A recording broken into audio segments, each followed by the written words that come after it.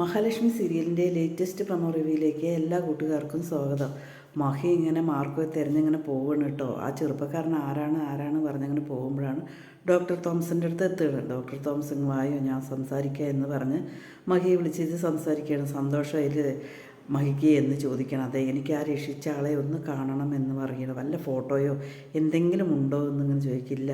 അങ്ങനെ photo തരുന്നതോ phone number തരുന്നതോ ഒന്നുമല്ല അവൻ നല്ലൊരു ചെറുപ്പക്കാരനാണ് എന്നിങ്ങനെ മഹിയോട് ഡോക്ടർ പറയണം. എനിക്കൊന്ന് കാണാത്തതിൽ ഭയങ്കര നിരാശയുണ്ട് എന്നിങ്ങനെ പറയണം. അതേസമയം അവൻ ഇവിടുന്ന് പോയി എന്ന് പറയാണ്.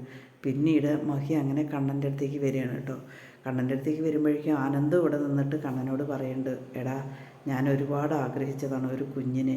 എനിക്കൊരു കുഞ്ഞ് എങ്ങനെയെങ്കിലും മഹിയുടെ ഗർഭം ധരിച്ചിട്ട് ഒരു കുഞ്ഞിനെ വേണമെന്ന് എനിക്കുണ്ടായിരുന്നു. പക്ഷേ എൻ്റെ ആ ആഗ്രഹം അങ്ങനെ ഇനി നടക്കില്ല. ഇനി നടക്കേണ്ട ആവശ്യമില്ല. കാരണം നീ എഴുന്നേറ്റ് നടക്കും, നിനക്കൊരു കുഞ്ഞുണ്ടാകും. ആ കുഞ്ഞ് എൻ്റെയും കുഞ്ഞ് തന്നെയാണ്. എങ്കിലും നീ എൻ്റെ സ്വന്തം അനിയനെ പോലെ തന്നെയാണ്. പക്ഷേ നിൻ്റെ കുഞ്ഞിനെ എൻ്റെ കുഞ്ഞ് തന്നെയായിട്ട് വളരട്ടെ, നിങ്ങൾക്കൊരു കുഞ്ഞും ഉണ്ടാകും എന്നിങ്ങനെ പറയുകയാണ്.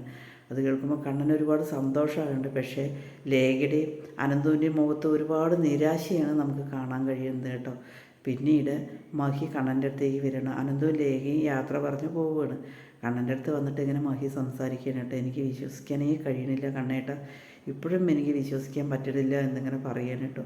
പിന്നെ ഇങ്ങോട്ട് അവിടെ വരുന്ന വഴിക്ക് ഞാനും ലേഖയും കൂടി ഓഫീസിൽ പോകുമ്പോൾ ഒരാൾ ഇതുപോലെ എന്നെ രക്ഷിച്ച ആൾ ആക്സിഡൻ്റ് ആയിട്ട് ഒരു അമ്മാവനെ എടുത്തിട്ട് വരുന്നത് കണ്ടു കേട്ടോ.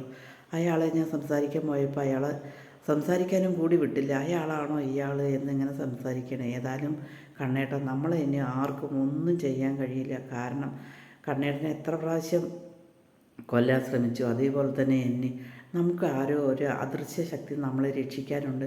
നമ്മളെ ആർക്കും ഒന്നും ചെയ്യാൻ കഴിയില്ല കണ്ണേട്ട, നമ്മൾ ജീവിച്ച് കാണിക്കും. എനിക്ക് വലിയൊരു ആഗ്രഹമുണ്ട് കണ്ണേട്ട എന്നിങ്ങനെ പറഞ്ഞ് കണ്ണൻ്റെ മുഖത്ത് ഇങ്ങനെ നോക്കണം കേട്ടോ. എന്താണ് എന്ന് ചോദിക്കണം. കണ്ണൻ്റെ ഒരു കുഞ്ഞിന്, കണ്ണേട്ടൻ്റെ ഒരു കുഞ്ഞ് എനിക്ക് വേണം, അതെനിക്ക് ഉറപ്പാണ്, അതെന്നെ നടക്കും എൻ്റെ ആഗ്രഹം എന്നിങ്ങനെ പറയുന്നുണ്ട്. കണ്ണൻ പറയും തൻ്റെ ആഗ്രഹങ്ങൾ ഇതുവരെ നടന്നില്ല, ഇനി നടക്കുമായിരിക്കും എന്നിങ്ങനെ പറയാണ് കേട്ടോ.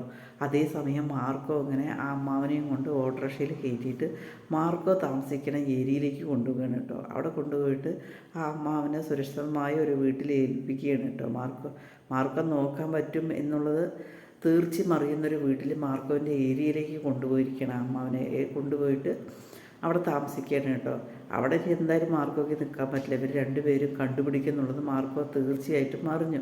അതുകൊണ്ടാണ് മാർക്കോ അവിടെ നിന്ന് മുങ്ങിയത്. പിന്നീട് കണ്ണനും മഹിയും കൂടിയിട്ട് അവരുടെ ഭാവി കാര്യങ്ങളും ഇനിയും അതുപോലെ തന്നെ ചികിത്സ മുഴുവനാക്കണം, നമുക്കൊരു കുഞ്ഞുണ്ടാകും, ആരെന്ത് ദ്രോഹിച്ചാലും ശരി നമ്മൾക്ക് നമ്മുടേതായ സ്റ്റാൻഡോട് കൂടി നമുക്ക് ജീവിക്കാൻ, നമ്മൾ ഒരാളെ ദ്രോഹിച്ചിട്ടില്ല, അതുകൊണ്ട് നമുക്ക് നല്ലത് മാത്രമേ വരുള്ളൂ എന്നുള്ള പ്രതീക്ഷകളും എല്ലാം പങ്കുവെച്ചുകൊണ്ട് അവർ രണ്ടുപേരും സംസാരിച്ചിരിക്കുകയാണ്.